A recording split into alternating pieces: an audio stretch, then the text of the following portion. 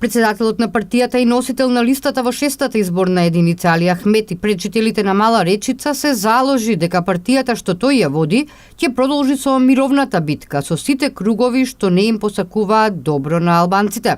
Дуи е непоразена сила, вели Ахмети, сила што победува, меѓутоа ние не сакаме победа како победа.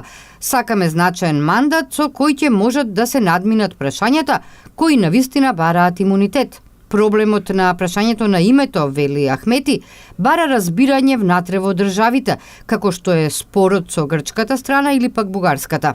Ние сме се обиделе како ДУИ да не бидеме само наблюдувачи, туку сме се вклучиле на активен начин во решавање на проблемите.